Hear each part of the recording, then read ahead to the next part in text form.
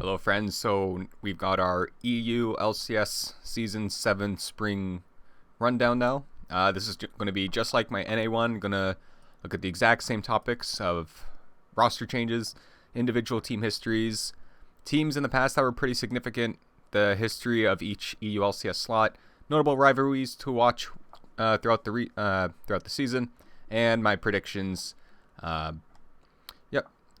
This is actually take 2 of recording this, because the first time I recorded it, 28 minutes later, I realized that I had the slider for my microphone all the way down. It was like this.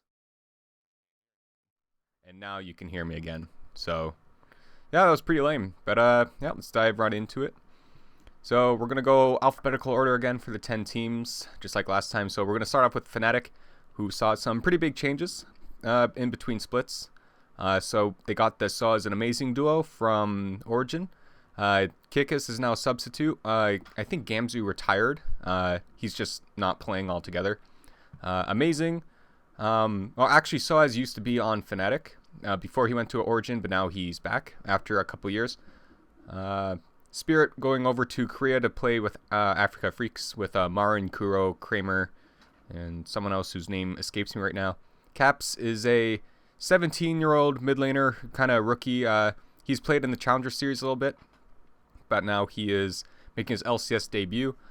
He had some controversy surrounding him, as after getting signed by Fnatic, he was kind of saying like, "Oh, I'm part of Fnatic now. Don't cross paths with me, or else, I'll make sure you never get signed to any LCS team because I have that authority." So, no, he kind of got put in his place pretty early after that, though, and things have seemed to have calmed down. Febivin has gone over to H2k Gaming. Jesus, he used to play mid lane for SK Gaming, and they were actually pretty good, but then the entire team kind of collectively fell off. Then he went to NA to be an analyst for Immortals before coming back to now play the support role for Fnatic, while Yellowstar, the old veteran, has seemingly retired from professional play altogether because he is now head of esports for Paris Saint-Germain, which is a football club or soccer, depending on where you live, but football organization, Paris Saint-Germain. And Coach Nico De Pico, I forget who he was coaching before he was on Origin, possibly Fnatic. Actually, no, I don't think it was on Fnatic, but regardless, Nico De Pico, he's got some coaching experience. Kubes has got some coaching experience both in NA and EU, both LCS and Challenger level. And of course, Coach Daler departed late last split. So on paper, these guys actually have a pretty good roster, and just the fact that they're Fnatic really helps out all of these guys here. Now for G2 Esports, the back-to-back spring to summer split champions for both the regular season and playoffs, they have retained their roster, looking for fresh blood, or rather going to try their hand at international play, I guess, because it was really underwhelming last year. Giants Gaming, Flashish, or I could add here that Maxlor is actually on ROCCAT. Can't believe I didn't pick that one up the first time around, but it's okay. There's no such thing as accidents, just happy little mistakes. It's from Bob Ross. All right, so Flashes, the top laner, he used to play for Asus ROG Army, which was the #1 team in Spain. They won the LVP, which is basically just Spanish Premier League, effectively. They won it pretty dominantly. They came first in the season and the playoffs. Memento, he used to have a brief stint in Turkey in the TCL, then played for Nerve recently, and Htk. I don't really know anything about Htk other than Iguana Esports were like top team in, I think, France or Germany. Yep, they were up there as far as Germany was concerned. H2k Gaming, they have kept Odo Omne and Yankos and Coach Prawley. However, they saw a change in the mid lane with Febivin replacing Ryu, as Ryu has gone to NA. Febivin actually used to play for H2k Gaming. He was part of the roster when they initially qualified, which you will learn more about later. Then he went to Fnatic for a couple splits, and now he's back with H2k. But the only teammate that's the same is Odo Omne. And then they brought in the Korean bot lane of Nuclear and Che. Vander is actually a sub still. I think that's kind of important to know.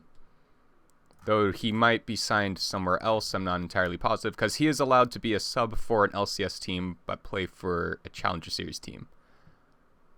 Forgiven, not entirely sure what happened with Forgiven. He was conscripted sometime last year, so like he has to serve, he has to do like several months of military service. Not quite sure exactly when he's going to be starting that. And yeah, that's kind of where H2k is. So 3 changes. Misfits, these guys just recently qualified for the LCS, but not with Cacao and Power of Evil.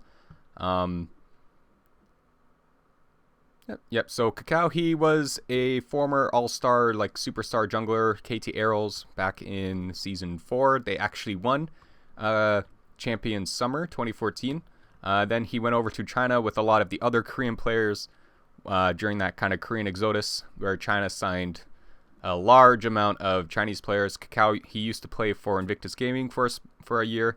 Then he went and played for WanU/WanU Dream in the Challenger Series. And so that's kind of where that is. And they got relegated. So then they added in Coach Paragon, who used to play for Incredible Miracle. Now, actually, I think it was in a 2013 split, or 2013 or 2014. Regardless, there was a split of in Korea, the champions. Back when they had 16 teams, it was 4 groups of 4.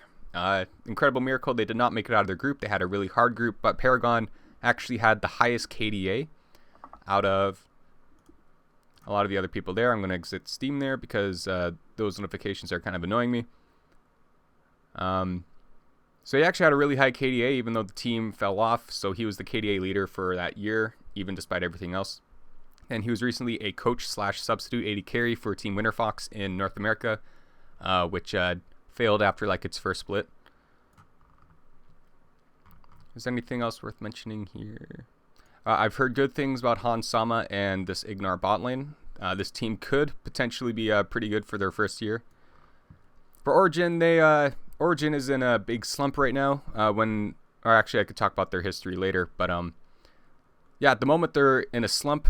They've lost Soaz and Amazing, who are really good. But now they've assigned, as you can see, they have signed a new roster entirely.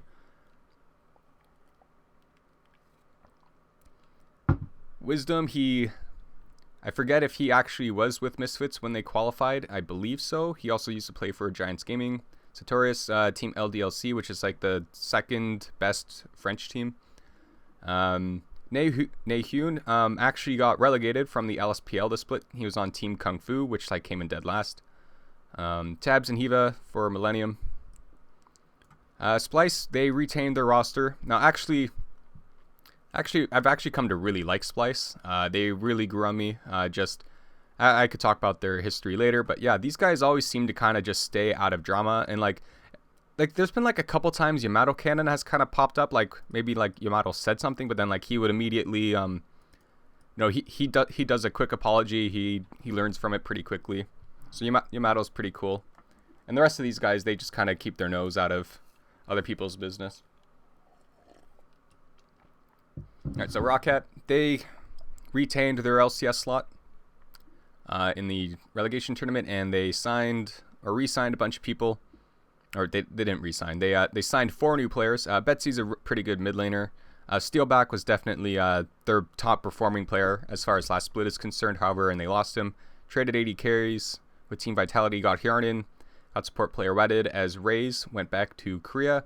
Not exactly sure what's going on with Perang, Fazzy from the Challenger Series, Maxlor. I'm not entirely sure how Maxlor's EU LCS run did, but I remember back before he was in the LCS, he was tearing it up on whatever team he was back in the Challenger level, as far as they were concerned. But yeah, I would say a relative, like all around, a pretty low tier team as far as on paper is concerned.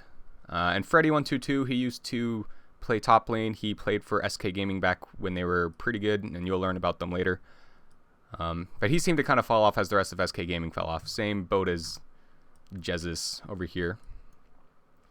Team Vitality, they have 3 new changes. So they got Steelback, who was a pretty good AD carry there. Police, I forget what team that logo is for. Dejoko, a pretty hyped jungler, replacing Shook. Dejoko has had some success from the Challenger Series. GBM, I can't remember if GBM was ever a jungler to begin with. I don't think so. But he was a mid laner for a relatively long time, so it's interesting to see him as a jungler and as a substitute. And support Hachani from KT Rolster, and Arian replacing Sean's. Arian, of course, from the Saigon Jokers.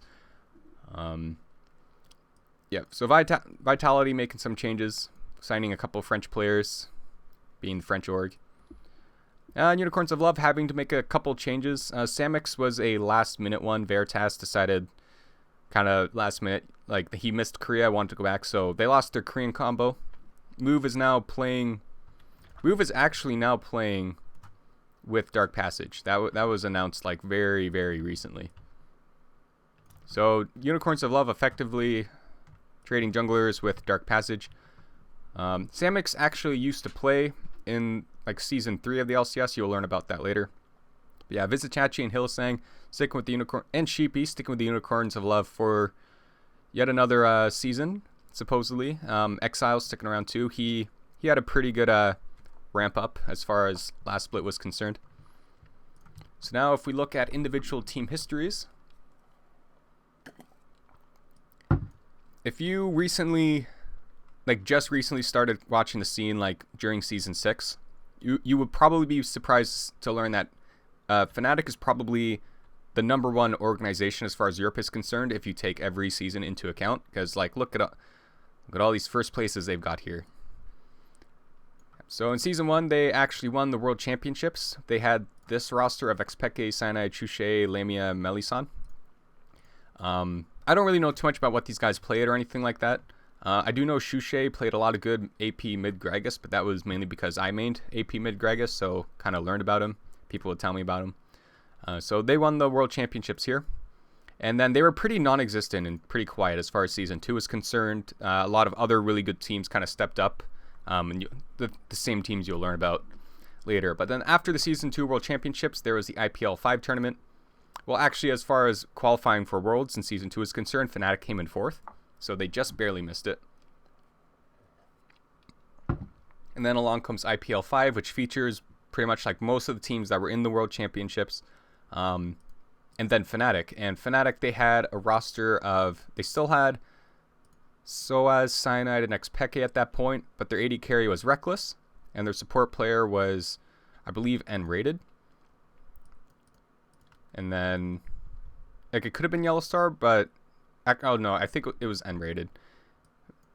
Yep, we'll have to double check that fact. But regardless, so Reckless was actually 16 during that tournament.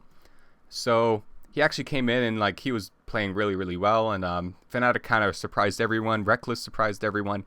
But they had to play Season 3 without him. So instead, actually, Yellowstar was the AD carry while N-rated was the support. And then later, they signed Pushu for and they were coming first place anyways. But as far as the Season 3 World Championships was concerned, they signed a sub Pushu just to play for that split. Well, Reckless was actually 17 by the time the Season 3 World Championships stuck around, but he was nah, Pushu earned it, just let him play it. And they ended up coming into 3rd and 4th place. They got kicked out in the semifinal rounds by Royal Club, who was the 2nd Chinese seed, which then went on to completely get shit stomped by SKT 3-0 in the finals. So now Reckless comes back. This is their lineup, and they proceed to do pretty good. But then they failed to get out of group stages in Season 4. But they did have a really hard group, and it was a really, really close one. And then Season 5 comes along. Htk decides he's going to make his own team and organization. Soaz joins him. Cyanide retires. And Reckless, kind of seeing these 3 guys leave, thinks, oh, okay, well, this might be a sinking ship. So he jumps and he joins another team, which we will talk about in the future again, but which just left Yellowstar here. But then he sticks around, and this was actually originally Steelback. But then they go and they have a pretty dominant summer season. Yeah, Season 5 here, and then seeing that success, Reckless is like, you know what, I want to come back. So Reckless comes back, and they proceed to do pretty well. I think they failed to get out of... Oh, no. As you can see here, there's kind of some confusion here in the ordering here, but maybe if this actually lets me copy and paste. There you go. So that team with Hooney and Rainover and Febivin, they really curb stomped a lot of people, and then they finally go to the semifinals again to get swept by the Coup Tigers. And then they get second place at the IAM World Championships, though actually I forget which year this was exactly. I think it was in between Season 5 and Season 6.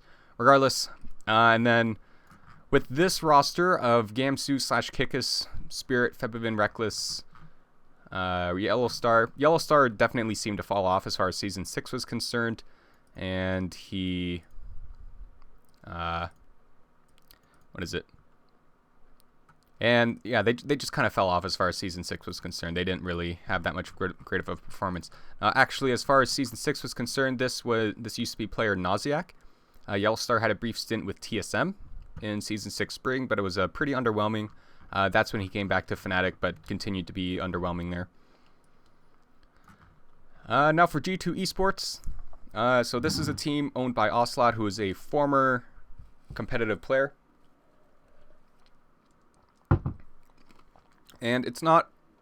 I didn't really go through all of the other rosters because what's really important about G2 Esports is the fact that they tried really hard to qualify for quite a while and consistently failed. But then by the time they finally did qualify, they just kind of took everyone by storm here.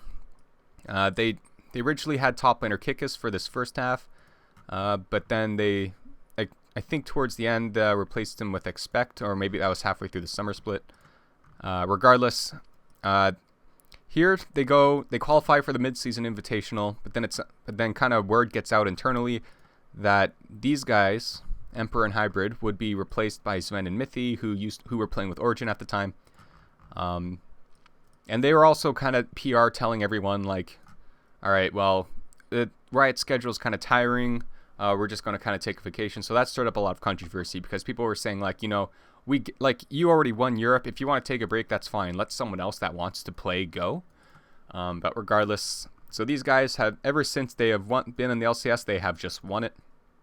But even in the Season 5 World Championships, they failed to show up in the group stage, went like 1-5 or something like that. Yeah, they came dead last in their group. So G2 Esports on an international level still has a lot to prove.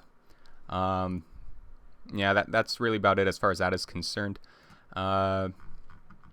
We can look at Misfits. Misfits, they came in first place in the Challengers summer season and playoffs. But like they just qualified. This was their roster when they did qualify. As you can see, they kept Alfari, Hans, and Ignar. It was just Cacao and Power of Evil that they recently brought in. Now Giants Gaming.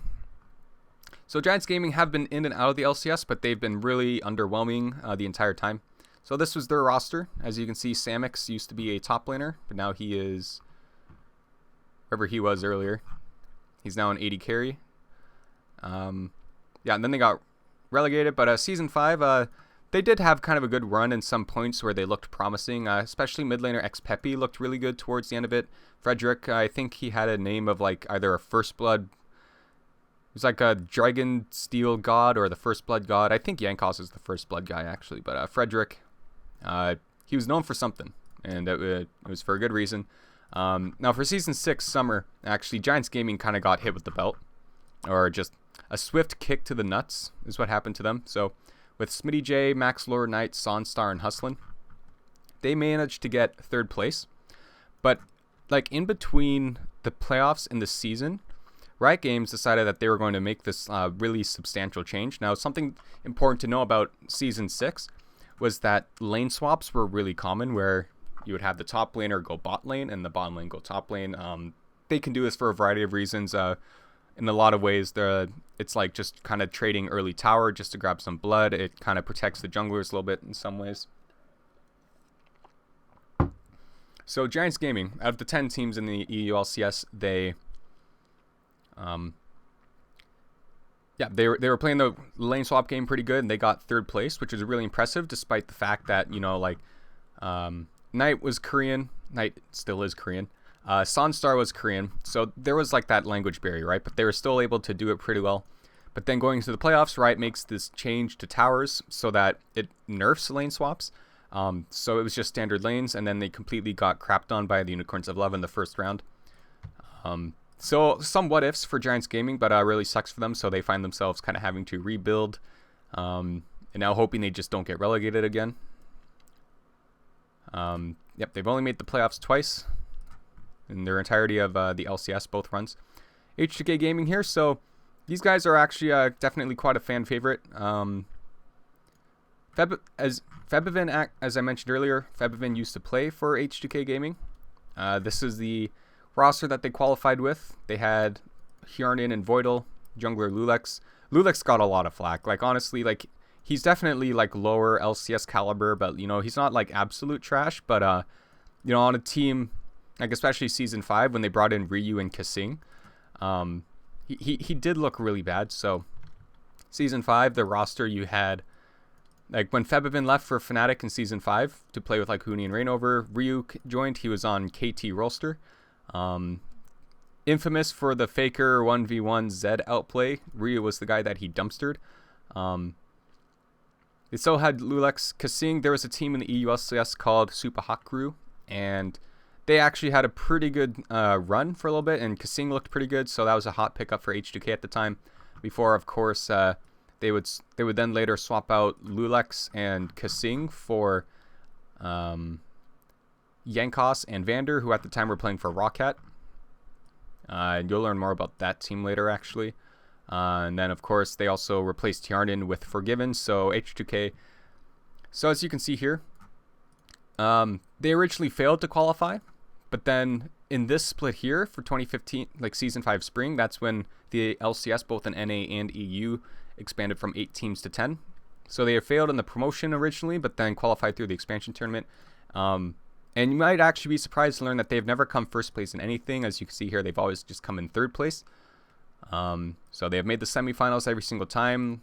Like every playoffs they could have possibly been in, they qualified for, and they always came to the semis. And they made it to the World Championships twice. And it was around here last time where I realized that my mic wasn't working, or I had the slider all the way down. So now we're looking at Origin.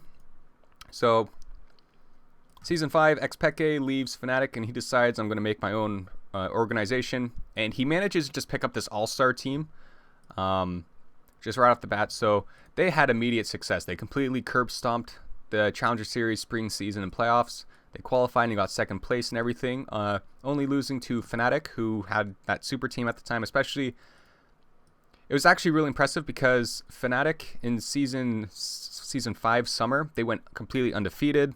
I think they swept the semifinal rounds because they got a semifinal bye, and then the finals went to a game 5. Like Origin took that Fnatic team to a game 5, so that was really impressive for them.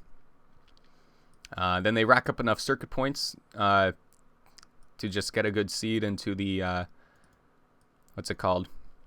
The regional finals. They come first place in that. They qualified as Europe's 3rd seed to the World Championships and still make it out of the group stages before getting swept by the Coup Tigers. Then they had a good showing at IEM San Jose, and they were still doing good for a little bit. And then after, oh no, this should be spring. Yeah, that was the spring playoffs. Yeah, they come second in the spring playoffs, and then that's when Sven and Mithy dip. Htk finds himself in a little bit of a pickle. So that's kind of part of the rebuilding that they're at now. As we kind of stated earlier, like there's Htk actually had to sub in as an AD carry for a little bit, and that just it was not pretty. You should stick to mid lane for sure. So now if we look at Splice over here, so they were originally Team Dignitas Europe, and Team Dignitas probably kicking themselves a little bit because at the time Team Dignitas EU qualified, Dignitas NA was still a team, and so Dignitas obviously had to sell either the North American team or the European team. They sell the European team to Splice, and then the North American team gets relegated, that exact split. So They sell Team Dignitas EU over to Splice. They've had pretty much the same roster. Their support player, what's his name? Mikey X. That it actually used to be another Danish player named Nisbeth, who had some LCS experience, just not on the greatest of teams. So for the Challenger Series, you can see that they got second place in the season and then first round in the playoffs. But then actually after they qualified, they did have an underwhelming Season 6 spring split. And they had to re-qualify through the promotion tournament. But then that's when Riot introduced the best of twos. And Splice actually just ended up having a really good season. They really, improved really drastically together as a team, like no roster changes or anything like that, so that's really respectable. Yep, so they come second in the playoffs, only losing to G2, who were pretty dominant at the time. And then they failed to get out of their group stages, but they did have a hard group. But also just in general, for this team to get to Worlds in the first place, given their history, was actually pretty cool to see. So now we go over to ROCCAT. So ROCCAT originally qualified as a team called KMT. I forget, I don't know how to pronounce it. I'm not even going to try to. So they had the roster of Zazis, Yinkos, Overpow, Salavar, Vander. They were relatively okay. Like, they got third in the Season 4 spring playoffs, but then, as you can see, they had to survive relegations 3 times. That's kind of the tournament that ROCCAT wins the most. But there were a couple times with the old Yankos, Vander. Overpow used to be pretty good, and then at one point he was a top laner, and they had Nukeduck in the mid lane. In Season 5 Summer, this is what their roster looked like. So you can see Vander and Yankos before they went to H2k. Steve before he went to Schalke 04. And you'll learn more about Nukeduck later, actually. He was part of a relatively important team. And lastly, we got... Second lastly. So Team Vitality.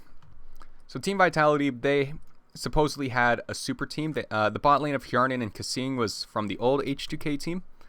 And they were a really good bot lane duo. Nukeduck individually was proven to be pretty good. Shook had some really good times on the Team Alliance. And Cabochard, one of the carry top laners, he was relatively good. So Team Vitality, when they came together, they actually had really high expectations. And they managed to come third place in the spring playoffs, but then they completely got face rolled during the playoffs. Oh, this was spring season. Or was it?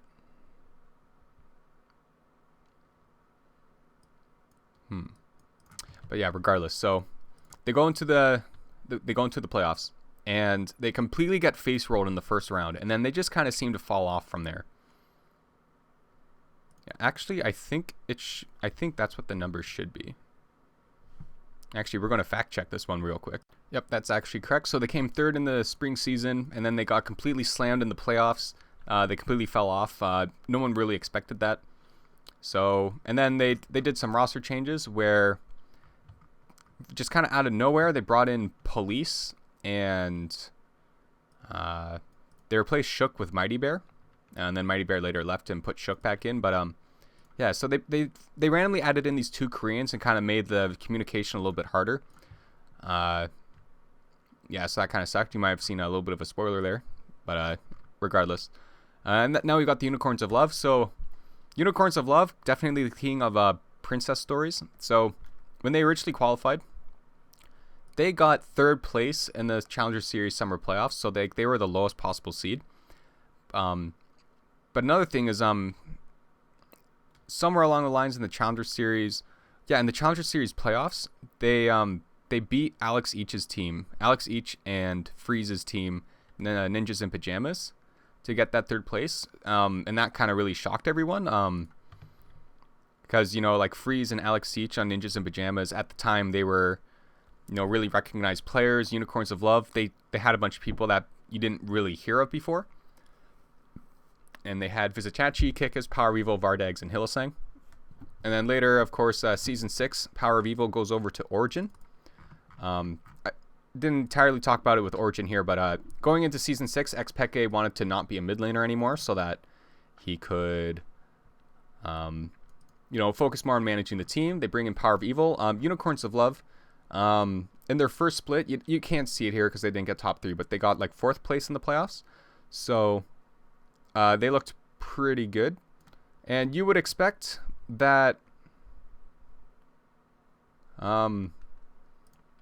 so people expected Power of Evil and the rest of Origin to do really well, but then actually it was after that Origin kind of started to slump a little bit, even if Power of Evil was playing well. And then later Sven and Mithy, they got kind of poached by G2 Esports. There's a lot of gray area there. But then Season 6 Spring, pretty much everyone except Vizichachi and Hylissang left. So this was their new roster for a little bit. And then of course... for Season 6 Summer, they found themselves with having to replace everyone except Vizichachi and Hylissang again. But what's always incredible about Unicorns of Love is regardless of all these 3-man roster changes they keep doing, they do always find themselves definitely improving to be really good by the end of the season. As you can see here, when they first qualified for LCS, they got second at IEM San Jose, where they beat TSM, so that was a big shocker to a lot of people and really turned some heads. So a lot of people were really jumping on the UOL bandwagon at that time. They managed to get to the finals in the EUS Season 5 Spring Playoffs. And then, of course, they just barely missed Worlds on 2 times in a row, but also recently won IEM Oakland, so that was pretty neat for them. Still looking for their first Worlds appearance. So that's what Unicorns of Love are gunning for right now. So now if we look at some teams that were pretty significant in the past, we cannot talk about EU and their history without talking about Moscow 5 and Gambit Gaming. The legendary roster of Darien, Diamondprox, Alex Each, Genja, and EDward. And I don't know how else to really say it other than, Season 2, around that timeline, they were just absolute gods. They won IEM Kiev and the World Championships, as well as some other smaller tournaments that aren't really listed here because they aren't really that important. But, for a long time, for a really long time, they would never place anything lower than 4th in a championship or like any tournament or anything like that. And then there is also the Empire bait, which we're going to talk about. I'm going to bring that up to the side here while this, does their thing. Actually, here we go. So a lot of crowd control from these guys. Oh no, Genja's going to get caught out here by Ocelot. It will be Gosu actually their turn to. Genja does use that ulti. Gosu actually popping his own ulti. What? Oh my god! Karthus ulti backed it with it. Wow! They were not expecting that. So SK just that was a relatively important thing you would see for a while. Oh, I actually relaunched Steam during this, and Steam update keeps harping at me for no reason. But regardless, so that move where Nunu is channeling the ult in the bush, where the other team doesn't have vision of it, that was referred to as the Empire. And then later they became Moscow 5, and they had all the success here, and then they transitioned over to Gambit Gaming. Now this is sad for any Gambit Gaming fan, because they were doing pretty well in the spring, in the EU LCS, in the spring season, they came in second, only losing to Fnatic. No shame there. In 3rd place, they lost to another team, which we're going to talk about later. But then just slowly after season 4, as far as Season 5 was concerned, they started to, slowly fall off, and it was pretty sad to see until eventually, they were just not really a team anymore. Like Alex Seach was the first one to leave, and then it was Darien, and then it was Genja. So now we're also going to and here's what they looked like. So where are they now? So Darien, he pretty much just kind of streaming. I don't know exactly what he's doing. Genja, don't really know what he's doing either. EDward, he's currently the support player for Team Vega Squadron in the LCL. And Diamondprox is going to be jungling for the Gambit Gaming LCL team over in the CS region, so Russia. Yeah, and there's actually also a brief stint in Season 3 Spring. It was either Season 3 Spring or Season 3 Summer, where EDward actually played for Team Curse, but then he just kind of rejoined. Forget exactly what was going on there. And Alex Each is kind of like subbing for some random NA challenger teams. I don't know. It's actually kind of sad for Alex. Alex has a wife and a kid. So it's kind of important for him to do well. I'm sure he really misses the old Moscow 5 days and wishes things didn't go the way they had. So now we got CO Counterlogic Gaming Europe with the team of Wicked, Snoopy, Frog, and Yellow Pete, and Crepo. And later they rebranded to Evil Geniuses. So, however, first place in DreamHack. They briefly went over to play in Korea and the Champions, the Champions Tournament, along with CLG NA for a little bit. Then they come back. They get third in the EU Regional Finals. They get to the semifinals in the World Championships, and a pretty controversial matchup that was plagued with internet connectivity issues.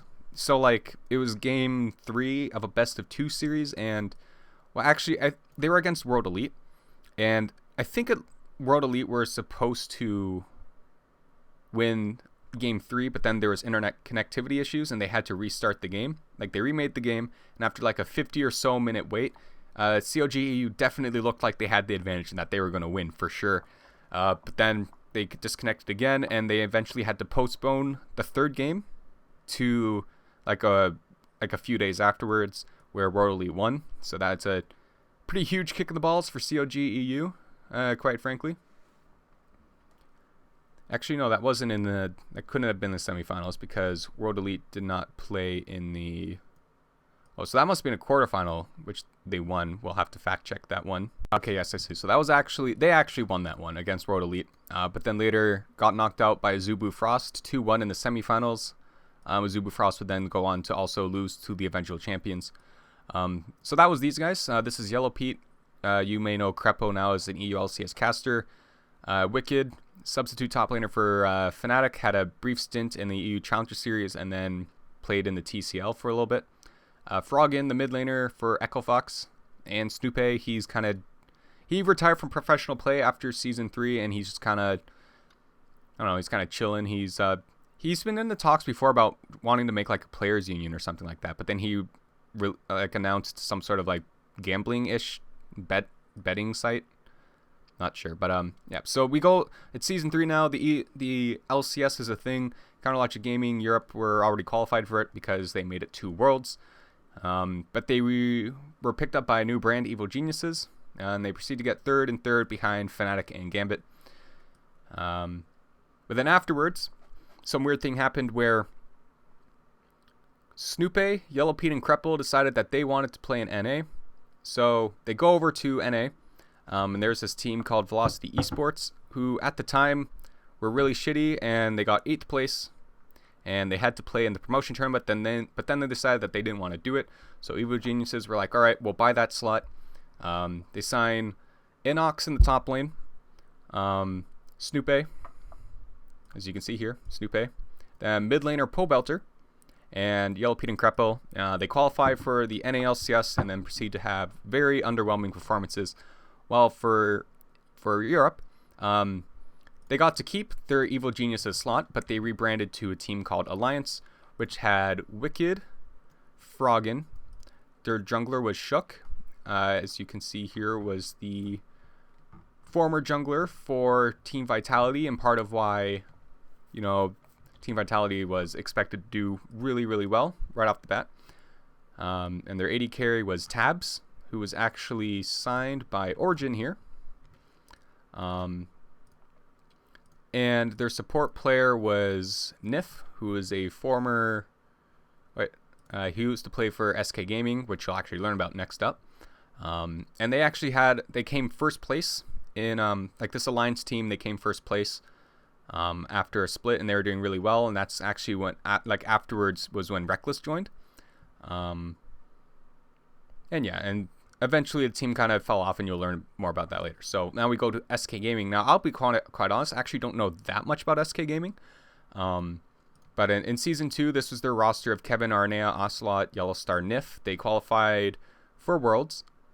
But they didn't get out of the groups. In Season 3, they had this roster. It was basically the exact same roster. As you can see, Yellow Star used to be an AD carry, but Herky bot their jungler instead of Aranea. And then Season 4 comes along, and SK Gaming pretty much has to rebuild. For whatever reason, Ocelot goes and creates G2. I think like Kevin and Herky bot both retired. Or Kevin went to another team. Nif, I think he joined Alliance. Oh, yeah, Nif went on to join Alliance. So it was just left Candy Panda by himself. But then they signed these guys who they had a really sucky spring split. Let's see here, Season 4. Yeah, they didn't come top 3 in the spring split. Like they start at the bottom and then they were gradually getting up there. They come in 3rd place and they actually come 1st in the spring season, but then lose in the semis, which was quite sad for them. But yeah, and Season 5, this was their roster, but they were just not playing good, which is actually quite surprising because, like, you know, Freddie 122 just came off like a really, really good split. Sven Skaren is, you know, he's Sven Skaren. You know, he's on TSM right now. Sven Skaren did have some really good seasons. Fox was kind of an asterisk. We didn't really know too much about Fox. N-Rated was a support or veteran, but like they were all kind of just falling off, and SK in general just did not look really good. Forgiven actually looked relatively good from what I remember. But yeah, so SK Gaming has actually been around for a really long time. They played in the 2010 World Cyber Games, and the team that actually came 1st place there was Counterlogic Gaming. So SK Gaming has been around for a very, very long time. Playing in some tournaments, they were always kind of overshadowed by, you know, Fnatic, COG EU, Gambit Gaming, Moscow 5. And then eventually as an organization, they did kind of get relegated, and then they didn't have any success in the Challenger Series, so that's kind of where they are now. This is Kevin, Nif, Ocelot, Herkybot, and Candy Panda. This is their Season 3 roster. And now Lemon Dogs. So Lemon Dogs, their visit in the competitive scene in Europe was very short-lived, but they are still pretty important. So it's Season 3, and now it's the summer season. So currently your top 3 teams are still like COG, EU, Gambit Gaming, and Fnatic. SK Gaming, they were kind of struggling around that time. So in comes Lemon Dogs. They qualify, I think, as a team called Sinners Never Sleep. And regardless, they into the summer split. So they just got 1st place in the regular season. And then in the playoffs only lost to Fnatic. They went on to Worlds, but they didn't get out of the group stages there. So they had so this was their roster. Mithy was, you may recognize him as, he's now on G2. Oh, I'll look for that. AD carry Tabs. He played for Alliance and Elements afterwards when they were doing really good. Because they really put together a super team, and Tabs was kind of, you know, Tabs was good because he was on Lemon Dogs. Nuke Duck as a mid laner. And then Dexter as a jungler. He used to play for Chronologic Gaming afterwards, but now he is a journalist over at the Score Esports. And top laner Zoro0, who actually after this kind of retired from pro play altogether. And the sad thing is Zoro0 actually could have had a really, really good career as a League of Legends player. Like, he definitely was right up there, but he decided that he wanted to focus more on school. So, you know, it's still definitely really respectable, but I guess as a spectator, you know, it is kind of sad. You know, there are a lot of what ifs, but yeah, just this team out of nowhere. And what happened to them is actually we'll learn about later. So we're looking at our slot history here. As you can see, Fnatic has been here the entire time. So Gambit Gaming, you know, they were just kind of doing their thing. Then they slowly started to kind of fall off around here until eventually they decide to just sell their slot to Vitality, and then Vitality, of course, being underwhelming afterwards. So this was COG EU. They were Evil Geniuses for a bit. Now this is where they rebrand to Alliance.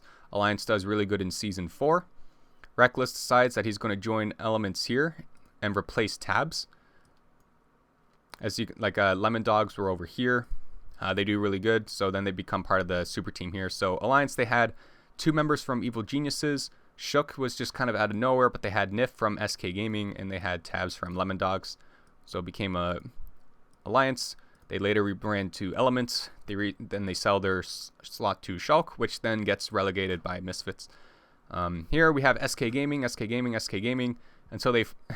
It's actually really funny because Ocelot used to play for SK Gaming. He was definitely, you know, as you can see in this picture, he was one of the bigger personalities. You see, he's got like his arms spread out. You know, this is actually fairly fitting for the team. Ocelot definitely is one of the bigger personalities / egos, depending on which word you feel is more suited to that. You know, his scarf was a thing. There are always memes about the scarf. And then he creates G2 Esports after Season 3. And G2 Esports then later relegates SK Gaming. So, pretty interesting there. So, there's this Copenhagen Wolves team, which actually had Bjergsen on it, and Caster Deficio. They later rebrand to Ninjas in Pajamas and get relegated by KMT, who then rebrands to ROCCAT, and ROCCAT has been fighting in relegations ever since. Team Against All Authority, they actually had a team participating in the Season 1 World Championships. I could have mentioned them. Soaz and Yellowstar played for them at the time, I believe.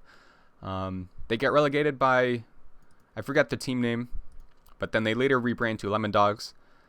But here's what happened with Lemon Dogs. Going into the Season 4 Spring Split, they definitely flubbed up on something. I think it was definitely paperwork related issues, and they couldn't really keep any of their players. Nuke Duck and Mythy, mid laner and support, they both got banned for toxicity. Dexter goes over to CLG. 0-0 goes to School, and Tabs goes to Alliance. So Lemon Dogs, at some point, oh yeah, that's what happened to Lemon Dogs. They just kind of disbanded altogether. But then, so they signed like this ragtag team of like five kind of, I don't want to say nobodies, but like, you know, challenger level team.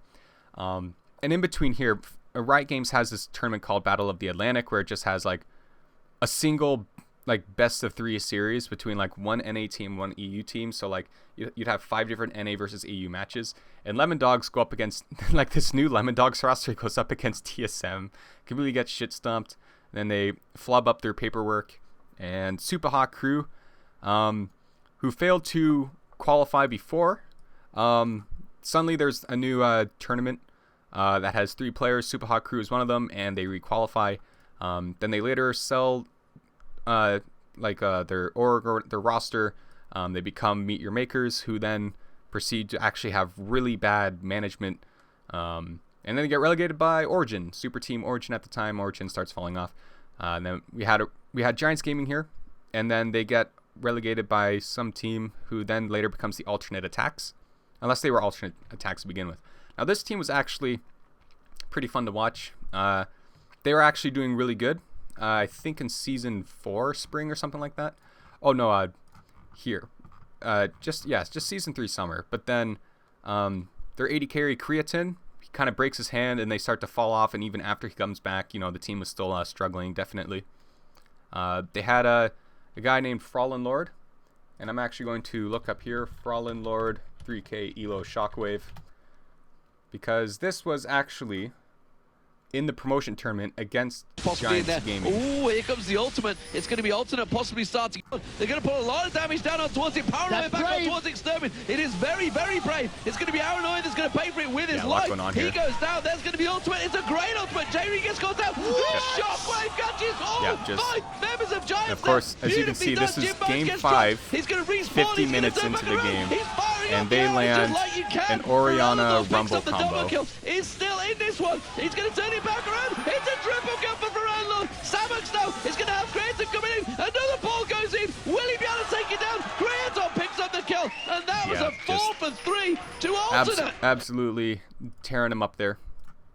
And then later become Millennium. They're actually one of their players, Kerp, used to play with a trackball mouse. That was always something the casters like to point out. It's like, hey, by the way, this guy's got what's it called? A trackball mouse. And so they rebrand to Millennium at some point, and they were actually doing pretty good, but then they kind of fall off towards the end, and then they go up against Unicorns of Love, who had a serious plot armor at the time and just would not lose. So Millennium gets kicked out. And Dragonborn's team that had a Shushay on it from the Season 1 Fnatic World Champions. Then they get relegated by, I think it was Sinners Never Sleep, which later became Meet Your Makers, but then they get relegated by the Copenhagen Wolves, who then later get stomped by Team Dignitas EU, aka Splice. And then, of course, the expansion tournament, which gave us H2k and Giants, and they've been sticking around ever since. So now we're going to look at some pretty important rivalries. Fnatic versus G2 is definitely the big one. Another rivalry used to be Fnatic versus SK Gaming, and it was because of Htk backdoor Kassadin. This was at an IEM event. This was actually... Never mind. That sound is awful. I'm going to... Maybe we can find a better one. Yep. So, in this match, SK Gaming had a really, really large gold lead, and Fnatic managed to turtle for a really long time. SK Gaming were supposed to win this game. And then Htk pulls this bullshit out of his ass, and just... Man.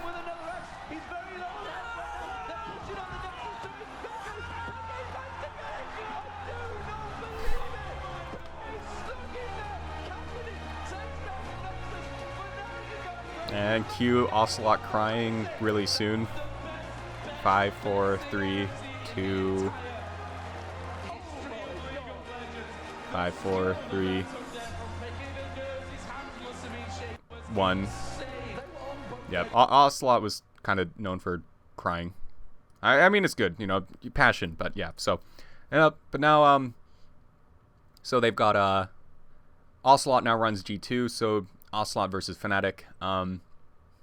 But since now you could say, you know, Htk isn't even on Fnatic anymore. You know, why is that really a thing? Well, you still got two pretty dominant forces, but also we got Fnatic versus Origin because Htk's team versus his old team, and Origin because Htk ownership versus Ocelot ownership. Fnatic and H2k just simply because of Febivin, you know, kind of trading between the two teams. Giants Gaming and G2 Esports, they're both European, or obviously they're European, both Spanish organizations.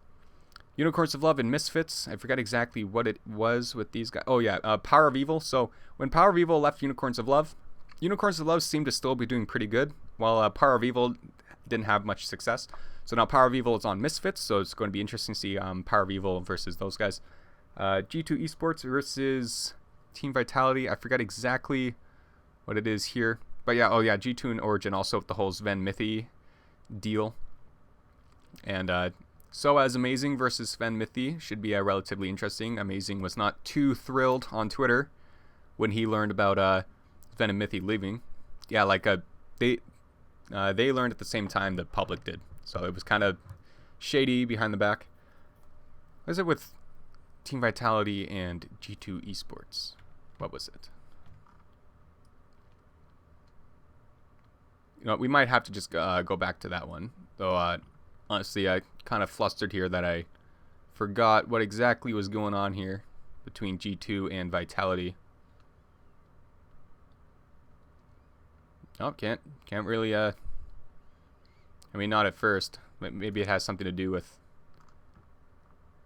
Nope, I have no clue. Alright, well, we can skip Vitality and G2 for now. Maybe we can figure it out in the comments, or I can throw up an annotation if I do remember. But now we've also got Splice and Unicorns of Love. Both just teams that managed to have done pretty well near the end of the season. Unicorns of Love, despite roster changes, always finding a way back up there, while Splice don't have any roster changes. So some quite exciting stuff. Now as for my predictions. So for the top three, I've got Fnatic, G2, and Splice. Splice, just I'm going to assume that they're going to keep steadily improving, though that's not always guaranteed. G2 Esports, they've kept the same roster, same as Splice. Hopefully they get it going. Fnatic, they have just signed a lot of good players, and the Fnatic org in general is pretty good. So that's what they've got going for them. So H2k, I think with the new bot lane duo and Febivin, they're still going to do well, I think. But I would say that on paper, at least, you know, there are some significant downgrades. Like they did just lose Forgiven and Vander, which was a pretty significant bot lane. And they did have to kick out Vander just so that they can get the Korean pair. But that Korean duo, you know, last place in the LCK. Giants Gaming and Unicorns of Love. You know, it sucks because, you know, I always talk about how Unicorns of Love, you know, they do manage to get a roster together, but they do, you know, probably not until Summer Split at least, if things kind of hold true or stay the same. rather. But Misfits, the reason why I've got Misfits here is just simply because not just that they were kind of hot off the qualifications or whatever, but Power of Evil is probably going to be looking to redeem himself, but Cacao is also a really good jungler. And the thing with When You Dream, even though he got relegated from the LSPL, sometimes you're only as good as your team. There are a lot of different scenarios and a lot of different examples of that. So, I know I said earlier for Origin's mid laner Taehyun, I think, it's not looking great because he came from an LSPL team. So maybe he's really good, but Unicorns of Love, they just had to make a last-minute decision. They had to pick up, Move was definitely looking good throughout the end there, but they lost Move.